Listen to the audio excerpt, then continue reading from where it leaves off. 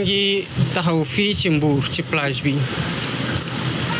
ak tiis ak naqar gu mag gu amul fu ñu ko mën a xayma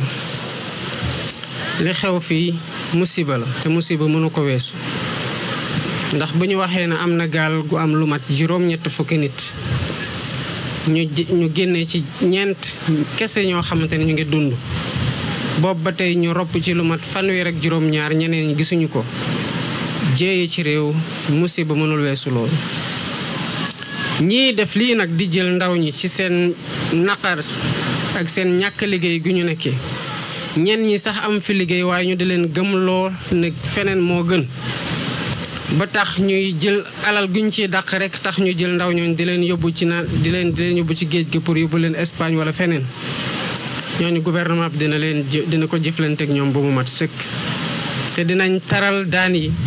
te dinañ leen rëbb ba fépp fu ñu mënte nag ñu fekk leen fa ndax lii mënta wéy kon li xew metti na ci njaboot gi ñàkk seeni njaboot waaye seeni doom waaye metti na tamit ci askanu Sénégal yépp ndax lii di xew ndaw ñi di mbabb ñoom ñëpp di dem bitim réew yooyu ñu dem il faut que ñu xam ne que ay malaaka tabaxuñ ko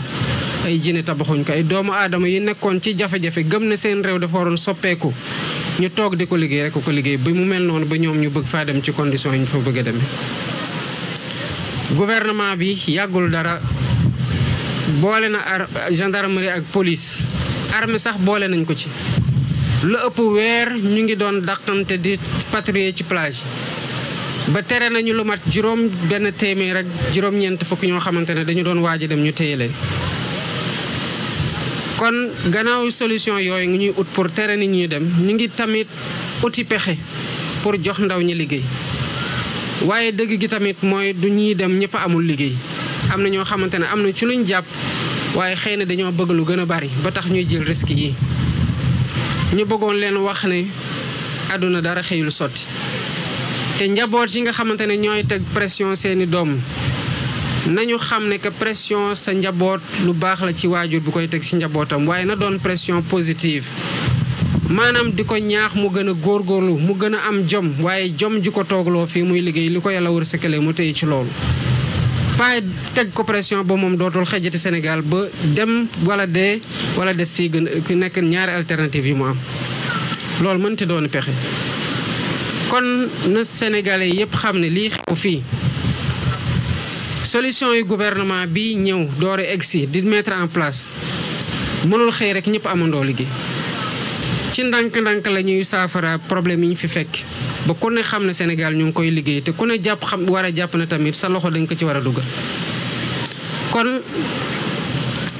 dina am idiir ndax lépp xëyul sotti te ñëpp ñi nga xamante ne ñu ngi gis nañu xam ne seen responsabilité doo ko seetaan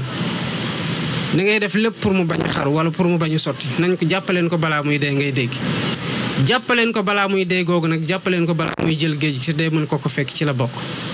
moo tax fan yii di ñëw ci lu gën a gaaw sax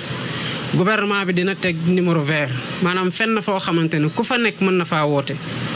te bu ko jaree sax dinañ ci teg ay neexal pour ñi nga xamante ne ñooy yoole ñi bëgg a dem dinañ sowee bakkan waaye dinañ am tamit ni ñu leen neexalee ndax ñu mën a xam ne lii ñu nekkee di ko xeex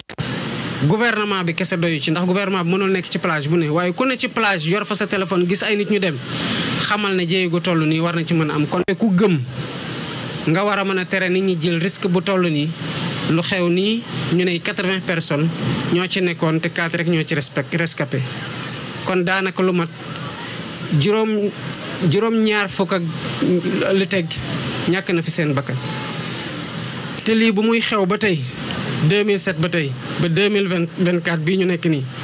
léegi mu ëpp ñaar fukki at ñi ci ñàkk seen bakkan bari na lool te ay ndaw lañu ñoom ñoo war a tabax réew mi